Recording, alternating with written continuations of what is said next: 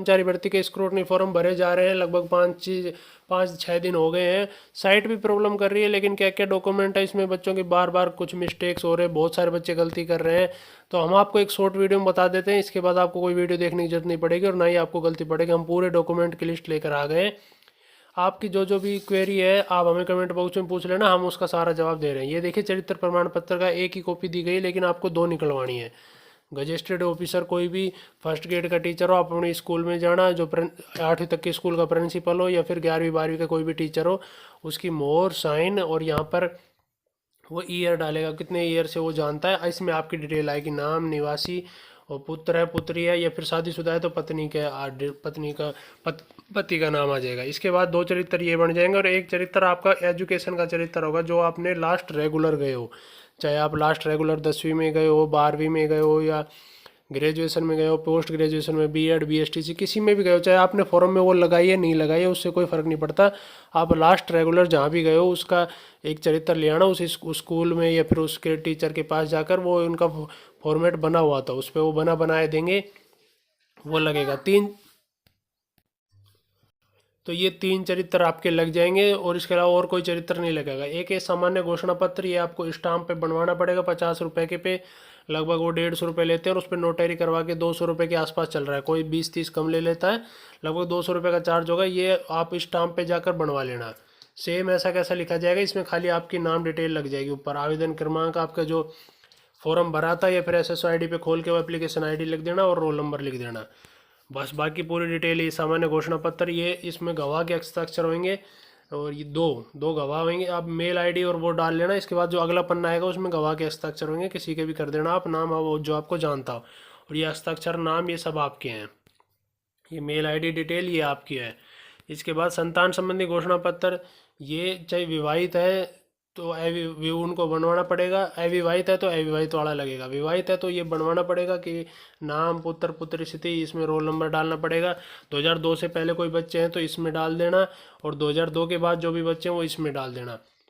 और वृद्धि हुई है या नहीं हुई, अगर जिनके पास शादी भी नहीं हुई, अविवाहित है, उनको भी ये बनवाना पड़ेगा, क्योंकि ये कंपलसरी है संतान संबंधी घोषणा पत्र। वो जिनकी शादी नहीं है वो इसमें 00 डाल देना, इसमें भी 00 डाल देना, क्योंकि इसमें गजेस्टेड का साइन हो रहा है, राजपत्रित अधिकारी के द्वारा दिनांक और मोहर लगेगी। तो ये सबको बनवाना है, जिसकी शादी हुई है चाहे नहीं हुई है, ये सबको बनवाना है। जिसके बच्चा है वो बच्चा डाल देगा, जिसके नहीं है वो नहीं डालेगा, लेकिन ये बनेगा सबका। इसके बाद ये अविवाहित वाला घोषणा पत्र है, ये भी सबको बनवाना है। जो विवाहित है वो विवाहित का घोषणा पत्र बनवाएंगे, जो अविवाहित है वो अविवाहित का घोषणा पत्र बनवाएंगे। ये डिटेल, पुत्र पुत्री श्री निवासी, और ये स्टाम्प पर ही बनेगा 50 रुपये के स्टाम्प पर। लगभग 200 रुपये इसमें लगेंगे नोटरी समेत। ये बनवाने हैं। मैं आपको बताता हूँ, स्टाम्प वाले लगभग 2 बनवाने हैं। एक तो विवाहित है उसको विवाहिता का, जो अविवाहित है उनको अविवाहिता का, और एक संतान की घोषणा पत्र।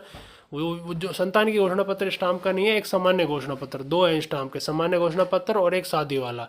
और किसी के मान लो OBC सर्टिफिकेट 2 साल से पुराना है, 3 साल पुराना है, 1 साल से ज़्यादा पुराना है, जिनका भी, उनको एक OBC के लिए बनवाना पड़ता है। OBC और EWS के लिए, SC ST का कितना पुराना हो चल जाता है, जर्नल की कोई ज़रूरत नहीं है। OBC के लिए और EWS के लिए एक 50 रुपये के स्टाम्प पे और बनवाना पड़ेगा, 3 बनवाना पड़ेगा उनको। ये देखिए, इसके बाद ये विवाहिता वाला, सेम विवाहिता वाला फॉर्मेट है। ये विवाहिता वाला दहेज वाला इसमें ही आ जाता है। ये डिटेल डालनी पड़ेगी आपको। ये इसमें आपके पिता के साइन होंगे, इसमें आपके ससुर के होंगे, इसमें पत्नी या पति जो भी है, और इसमें कोई भी एक गवाह के हस्ताक्षर हो जाएंगे। ये 4 गवाह होते हैं। इसके बाद ये विधवा घोषणा पत्र है, नॉन ज्योतिषी स्टाम्प है, ये विवाहित वाला है। ये विधवा वाला घोषणा पत्र है, जो विधवा है उनको ये बनवाना पड़ेगा, स्टाम्प पर ही बनवाना पड़ेगा उनको भी। जो डिवोर्सी है उनको ये बनवाना पड़ेगा, जो इनको फिर विवाह वाला नहीं बनवाना पड़ेगा, इनका सबका 3-3 बनेगा। इसके बाद आगे चलिए, ये है कि 2006 से पूर्व जिनका विवाह है उनको बनवाना पड़ेगा दिव्य विवाह प्रमाण पत्र, जिनका 2006 से पहले शादी हुई है। ये वचनबद्ध गुटका वाला है, सामान्य कागज पर है तो सामान्य कागज पर भी बनेगा। इस पर आपका डिटेल डाल देना और इस पर आपके साइन कर देना। और इसके बाद अगला आता है सामान्य शपथ पत्र संविधान की, ये भी सामान्य कागज पर बनेगा। इसमें डिटेल डाल देना, रोल नंबर, आपके हस्ताक्षर होंगे, नाम और दिनांक, कहीं भी कुछ भी डाल दो, आपके गांव का नाम डाल सकते हो इसमें, स्थान की जगह, और डेट डाल देना जिस दिन आप ये बनवाओ। उसके बाद ये सामान्य कागज पर ये अभ्यर्थी द्वारा प्रिंट दस्तावेज सत्यापन की मूल अपने साथ लेकर आए। इन्होंने बताया कि जो सारे डॉक्यूमेंट है मूल आपके साथ जाएंगे और उनकी 2-2 फोटोकॉपी जाएगी। और ये आपके हैंड रिटन में, जैसे ये हिंदी में लिखा हुआ है, ये खाली जगह यहाँ नहीं भरना, ये पूरा लिखना है। मैं ये नाम वगैरह, आवेदन क्रमांक, डिटेल, इसमें आपके हस्ताक्षर जो भी है। और ये इंग्लिश के पूरा हस्ताक्षर सेम ही होने चाहिए दोनों में।